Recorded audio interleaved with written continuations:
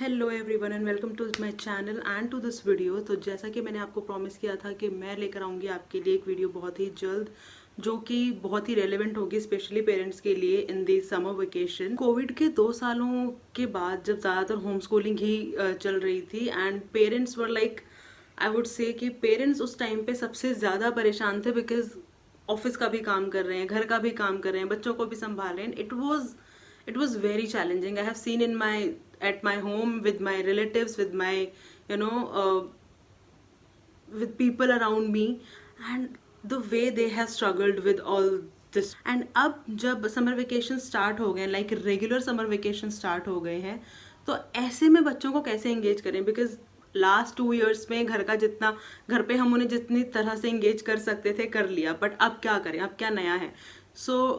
मैं आपके लिए लेकर आई हूँ ऐसे ही कुछ tips. I would say my 5 top tips as an educator कि आप कैसे अपने बच्चों को एंगेज रख सकते हैं। I won't say this is something very new, but yes this is something that's gonna help a lot of you. And अगर आपको लगता है कि ये किसी और को भी हेल्प कर सकता है, then please do share the video. And अगर आपको लगता है कि इसमें से एक भी टिप आपके किसी काम की है, देन प्लीज़ वीडियो को लाइक ज़रूर करना, क्योंकि जब आप वीडियो को लाइक करेंगे तभी वीडियो आप जैसे दूसरे पेरेंट तक पहुंच पाएगी। एंड येस ऑफ कोर्स, अगर आप चाहते हैं इसी तरह की वीडियोस और आती रहें चैनल पर और आप लोगों को इससे हेल्प मिलती रहे, then please don't forget to subscribe to the channel and hit that like button, ताकि जैसे ही मैं कोई वीडियो अपलोड करूँ आपको नोटिफिकेशन मिल जाए और कोई भी वीडियो आपसे मिस ना हो। तो चलिए इसी एक साथ बढ़ते हैं अपनी वीडियो पर। तो सबसे पहली टिप या सबसे पहला काम जो आप लोग कर सकते हैं अपने बच्चों के साथ, वो है कि उनको किसी एक्स्ट्रा क्लासेस में एनरोल कीजिए। किसी से मेरा मतलब है कि स्कूल्स में भी एक्स्ट्रा क्लासेस समर वेकेशन के दौरान चलती ही रहती हैं। तो यदि आपके बच्चे के स्कूल में एक्स्ट्रा क्लासेस चल रही हैं तो आप उसे वहाँ भी एनरोल कर सकते हैं। अब यहाँ पर कुछ पेरेंट्स के 2-3 तरह के कंसर्न हो सकते हैं। नंबर 1, हमारे बच्चों को एक्स्ट्रा क्लास की ज़रूरत नहीं है तो हम उसे एक्स्ट्रा क्लास में क्यों एनरोल करें? उसके लिए एक बहुत मैं ये कहूँगी बहुत ही अच्छी ऑल्टरनेटिव ये है कि स्कूल्स में ही एक्स्ट्रा क्लासेस के साथ साथ हॉबी क्लासेस भी चलती हैं, या फिर आप उन्हें कह सकते हैं एक्स्ट्रा करिकुलर क्लासेस भी चलती हैं, जिसमें बच्चे स्विमिंग, सिंगिंग, डांसिंग या जो भी एक्स्ट्रा करिकुलर एक्टिविटी आपके बच्चे के स्कूल में होती है उनकी कुछ क्लासेस लगती हैं। तो आप बच्चे को उसमें एनरोल करवा सकते हैं जहाँ भी आपके बच्चे का इंटरेस्ट हो। तो इसके लिए ज़रूरी नहीं है कि आपके बच्चे का पढ़ाई में कमज़ोर होना ही ज़रूरी है, या फिर आप चाहते हैं कि आप अपने बच्चे को पढ़ाई ही करवाएं। अगर आपको ऐसा लगता है कि बच्चा एकेडमिकली पीछे चल रहा है तो आप उसको एकेडमिक क्लासेस में भी एनरोल करवा सकते हैं। बट अदरवाइज अगर आपको लगता है कि नहीं, the child is doing fine academically and हम उसे कुछ एक्स्ट्रा करिकुलर करवाना चाहते हैं, तो आप उसमें उसको एनरोल करवा सकते हैं। जो सेकंड टिप मैं यहाँ आपको देने वाली हूँ वो ये है कि मैं उसको इस तरह से नाम नहीं दूंगी कि हम उसको कि एक्स्ट्रा करिकुलर ही कहें, या फिर हम कहें कि बच्चा कोई कोर्स कर रहा है, या फिर हम कहें कि बच्चा सिंगिंग सीख रहा है, डांसिंग सीख रहा है। Let's reframe everything in an umbrella term called skills. हम इन सब चीज़ों को स्किल्स बुलाएंगे कि बच्चा कोई नई स्किल सीख रहा है, राइट? अब वो नई स्किल कुछ भी हो सकती है। वो नई स्किल बच्चे की सिंगिंग भी हो सकती है, डांसिंग भी हो सकती है, पेंटिंग हो सकती है। बच्चा जिम्नास्टिक्स सीख सकता है, अगर उसको एथलेटिक्स में शौक है तो वो उसकी ट्रेनिंग के लिए जा सकता है। Whatever based on your child's interest and of course your financial planning and everything, right? इसके लिए भी मैं एक अलग से वीडियो बना सकती हूँ इफ़ यू वांट, कि आपके बच्चे को किस तरह की क्लासेस में आपको डालना चाहिए, आपको कैसे पता चलेगा कि बच्चे का इंटरेस्ट क्या है। So if you want to know that, and वो वीडियो से आपको सिर्फ समर वेकेशन के लिए नहीं, आपको एक लाइफ लॉन्ग एक हेल्प रहेगी कि आपके बच्चे का एग्जैक्टली जो इंटरेस्ट है, या आई वुड से जो उसका इंटेलिजेंस, जो उसका सेट ऑफ इंटेलिजेंस है, वो उसको किस तरह की एक्टिविटीज करने के लिए हेल्प करेगा। If you want a video in that, then please let me know, हम अलग से उस पर एक वीडियो बना सकते हैं। बट अभी के लिए हम बढ़ते हैं अपने तीसरे पॉइंट पर। जो तीसरा पॉइंट है वो मैं ये नहीं कहूंगी कि सब पर ही लागू होगा, या फिर ये हो भी सकता है। See again it depends. मैं जो भी टिप्स आपको यहाँ पर दे रही हूँ वो टिप्स डिपेंड करते हैं फर्स्ट ऑफ ऑल बच्चे का इंटरेस्ट क्या है, and second of all I would से कि आपकी सोशल, फाइनेंशियल, इमोशनल या जो भी उस समय आपके घर का माहौल है वो किस तरह का है, इन चीज़ों पर डिपेंड करता है। बट आई वोंट से कि अगर आप किसी भी चीज़ को ये कह के बच नहीं सकते कि नहीं अभी ऐसा चल रहा है तो हम नहीं करेंगे, राइट? जो मेरा नेक्स्ट टिप है that is travel with your kid, and जो टाइम आपका बाद में बचेगा उसमें आप अपने बच्चे को मेमोरी स्क्रैप बुक्स या मेमोरी वॉल्स या फिर इस तरह की चीज़ें क्रिएट करने के लिए बोल सकते हैं, राइट। सो व्हेन आई से कि आपको आपके जो घर के माहौल या फिर जो आपके घर के स्टेटस हैं, आप उसके हिसाब से फाइनेंशियल, इमोशनल, सोशल, जो भी, आप उसके हिसाब से प्लान कीजिए। For example, if one can spend like 50,000 on a trip, so they can go somewhere outside the town. If you are not in a situation to spend 50,000 or 15,000, you can go to your maybe बच्चे की नानी के घर चले गए या फिर किसी और रिलेटिव के घर चले गए, या आप ट्राई करें कि आप इस वेकेशन में 2 से 3 रिलेटिव्स या फिर ऐसी जगहों को कवर करेंगे। मे बी आप बच्चे को किसी पब्लिक गार्डन में या फिर किसी पब्लिक पार्क में या कुछ इस तरह की जगह लेकर के जा सकते हैं जहाँ से बच्चा कुछ नया सीखे।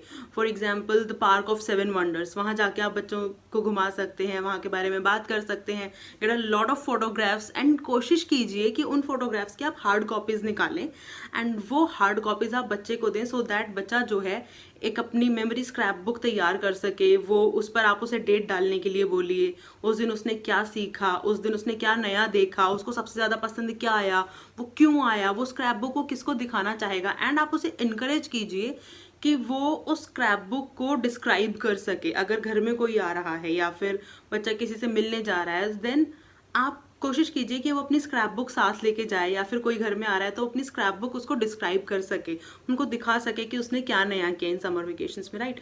सो जब आप बच्चे को घुमाने लेके जाएंगे वो समय, और जब आप उसको वो स्क्रैप बुक बनाने का काम देंगे वो समय बहुत ही अच्छे से यूटिलाइज हो जाएगा। ऑफ कोर्स हॉलीडे होमवर्क तो है ही।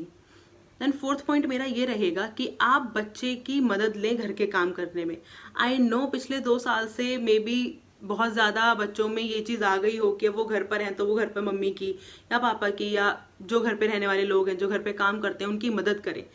बट यदि अभी भी अगर आपको ऐसा लगता है कि बच्चे घर पे बहुत ज़्यादा समय ख़राब कर रहे हैं, तो आप उन्हें कुछ इस तरह के कामों में उनकी हेल्प ले सकते हैं। जैसे धुलने वाले कपड़े हैं, आप उन्हें कह सकते हैं कि आप सबके कपड़े धुलने वाले इकट्ठे करके लॉन्ड्री बैग में डाल दीजिए या वॉशिंग मशीन में डाल दीजिए या फिर धुलने वाली जगह पर रख दीजिए। खाना खाने से पहले आप उनको प्लेट्स लगाने के लिए कह सकते हैं, या फिर आप उन्हें कह सकते हैं कि वो अपने छोटे भाई बहन की या फिर यदि घर में ग्रैंड पेरेंट्स हैं उनकी हेल्प कर सकते हैं। आप फायरलेस कुकिंग के टाइम पे या फिर जब आप कुकिंग से पहले की तैयारी कर रहे होते हैं तब बच्चे की हेल्प ले सकते हैं। जैसे आप उन्हें सब्जियां धोने के लिए दे सकते हैं, आप उनसे सब्जियां मांग सकते हैं। ऐसे में ना सिर्फ बच्चे आपकी हेल्प करेंगे बल्कि वो सीखेंगे भी, उनके मोटर स्किल्स डेवलप होंगे, उनके अगर बच्चे छोटे हैं तो उनके मोटर स्किल्स डेवलप होंगे, वो अच्छे से सब्जियों को, फ्रूट्स को पहचान पाएंगे, खाने की चीज़ों को पहचान पाएंगे, चीज़ों को ऑर्डर में कैसे रखना है ये सीख पाएंगे। और अगर बच्चे स्लाइटली बड़े हैं लाइक 5th क्लास ऑनवर्ड्स हैं तो एक sense of responsibility and sense of decision making उनका डेवलप होगा जो लाइफ लॉन्ग उनको हेल्प करेगा, right. So it's not just कि आप सिर्फ उनसे हेल्प ले रहे हैं, सिर्फ आपकी मदद हो रही है, actually you are helping them to build their basic but very important life skills. तो इनको हम लाइफ स्किल्स बोलते हैं, लाइक डिसीजन मेकिंग हो गया या फिर taking responsibility for their own actions, ये लाइफ स्किल्स होते हैं। सो इसी के साथ बढ़ते हैं अपने 5वें पॉइंट पे, जो कि सबसे मैं कहूँगी सबसे हल्का फुल्का और सबसे बेस्ट पॉइंट है या टिप है। और ये मेरी एक्चुअली मुझे ऐसा लगता है मेरी मम्मी की बेस्ट टिप थी, क्योंकि पूरी छुट्टियों में जो बेस्ट काम मैं करती थी, जो पर्सनली मुझे अपने बचपन का याद है, वो ये है कि I remember we had a small bucket, like वो जो 2 लीटर वाला बकेट होता है, वो बकेट था जिसमें हमारे पास भर भर के हर साइज हर कलर के बीड्स थे। एंड मेरी मम्मी एक सुई में धागा पिरो के मुझे पकड़ा दिया करती थी कि अब आपको इन बीड्स से माला बनानी है। And I use to be a child जो दिन में नहीं सोता था, मुझे दिन में नींद नहीं आती थी। अब मैं बाहर धूप में खेलूं और बीमार पड़ूं, and I use to be a very बीमार चाइल्ड। सो उस चीज़ से बचने के लिए मेरी मम्मी मुझे वो मोती और धागा दे देती थी कि अब जब तक मैं उठूंगी तब तक आप जितनी माला बना सकते हो बनाओ, या जितनी लंबी माला बना सकते हो बनाओ। And you won't believe, like 3rd 4th class में रहते हुए 2nd से 4th क्लास के बीच में मैंने इतनी मालाएं बनाई हैं, I can not tell you. I still have that collection of my मालाज। एंड उनको मेरी मम्मी ने पहना भी, उनको मैं भी पहनती थी, उनको मैं अभी भी पहनती हूँ। And it's such a good feeling कि मेरी बचपन की चीज़ें अभी भी मेरे पास, and I can still use them. And not just that, my mother used to encourage us to make a lot of craft things. Like I don't remember आजकल बच्चे वो सब करते हैं कि नहीं करते, बट आई रिमेंबर कि 90s में it was like a fashion, 90s early 2000s में इट वॉज अ फैशन कि आप हाथ से बना हुआ डेकोर आइटम बहुत ज़्यादा यूज़ करते थे अपने घरों में, राइट. सो हम रिबन से कोई वॉल हैंगिंग बनाते थे, मे बी एग ट्रेस से वॉल हैंगिंग्स बनाना या वो शैंडलियर्स बनाना. So it was actually a rage. Competition होता था गली के और मोहल्ले के बच्चों में कि कौन बेस्ट बनाएगा, किसका सबसे अच्छा बनेगा. So I use to do those kind of things a lot. But if you think you are not ready for that kind of craft duties or for that kind of activities for your kid to give, so basic चीज आप ये कर सकते हैं, आप एक list of birthdays और days जो हम सेलिब्रेट करते हैं उनका एक लिस्ट बनाइए और अपने बच्चे को उन सारे डेज के लिए एक एक कार्ड बना के तैयार करने के लिए रखिए. कि आप उसको ये समझा सकते हैं कि हमें एकदम से कुछ भी हमें एकदम से कुछ भी बना के ना देना पड़े, इसलिए just get in your best efforts right now because you have the most of the time. And जब आप ये काम कर लोगे, जब आपके पास सारे कार्ड्स इकट्ठे होंगे, देन यू कैन डिसाइड कि आप किसको कौन सा कार्ड देने वाले हो. एंड उसके साथ ही आप अपनी बेस्ट क्रिएटिविटी दिखा सकते हो. You can actually make the best cards, best tags, best wishes slips or maybe letters. So encourage your child to make those things. And if your child is actually into craft, then please अपने बच्चे को आप craft material, craft supplies, I am not saying कि कुछ बहुत महंगा महंगा लेके दीजिए, बट कबाड़ से जुगाड़ टाइप बहुत सारी वीडियोस यूट्यूब पे अवेलेबल हैं, वो आप अपने बच्चे को दिखाइए, उनसे उसको एनकरेज कीजिए. एंड जस्ट लेट हिम और her do what ever she wants. And आप अगेन इसके साथ ही आप भी उन्हें ये सिखा सकते हैं that how you can recycle the things that are already in your house, और उनको आप कैसे डेकोर आइटम्स की तरह या फिर यूटिलिटी आइटम्स की तरह यूज कर सकते हैं, राइट. उसके साथ ही एक बोनस टिप यहाँ पे रहने वाला है सभी पेरेंट्स के लिए, बिकॉज आई नो बहुत सारे पेरेंट्स का ये कंसर्न आने वाला है कि बच्चा टैब, टीवी या फोन छोड़ेगा तभी तो कुछ करेगा, राइट. सो उसके लिए मैं आपको कहूँगी मेक रूल्स. सो सबसे पहली चीज़ जो आपको करनी है समर वेकेशन के लिए, या फिर अगर आप कोई चीज़ अभी से स्टार्ट करते हैं तो वो आगे तक आपको हेल्प करेगी, रूल्स बनाइए.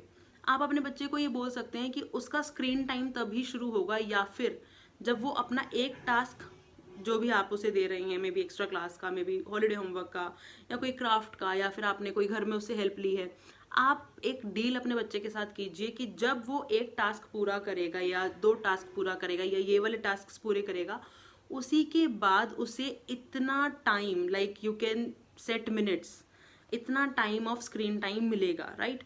सो एक बच्चे के लिए कितना स्क्रीन टाइम होना चाहिए, किस एज के लिए कितना screen time is fine, is okay, अब वो आपको इंटरनेट पे मिल जाएगा. आप बच्चे के साथ ये डील कर सकते हैं कि अगर आप एक ही टास्क कंप्लीट करोगे तब मैं आपको इतने मिनट या इतने घंटे के लिए स्क्रीन टाइम दूंगा. उसमें भी आपको स्क्रीन चूज करनी है. ऐसा नहीं है कि अगर मैंने कहा है 1 घंटा तो आप 1 घंटा टीवी भी देखोगे, 1 घंटा फोन पे चलाओगे, 1 घंटा टैब पे गाने भी सुनोगे या मूवी भी देखोगे. नहीं, आपको फोन या टीवी कोई एक चीज चूज करनी है और वो 30 मिनट्स या 40 मिनट्स आप सिर्फ उसी में एक कोई एक्टिविटी कर सकते हो. Either it can be a movie or it can be a game or anything, but it will be only for that much of time.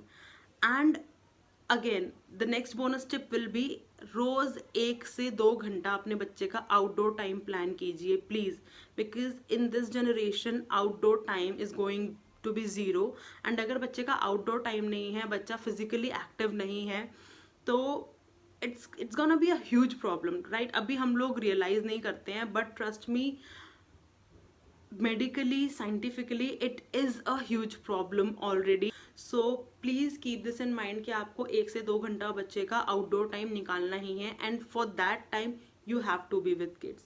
So guys, इसी के साथ हमारी ये वीडियो यहीं पर मैं ख़त्म करना चाहूँगी. अगर आपकी कोई भी क्वेरी है तो आप कमेंट बॉक्स में लिख के मुझसे पूछ सकते हैं, हम वहाँ पर आपका जवाब देने की पूरी कोशिश करेंगे.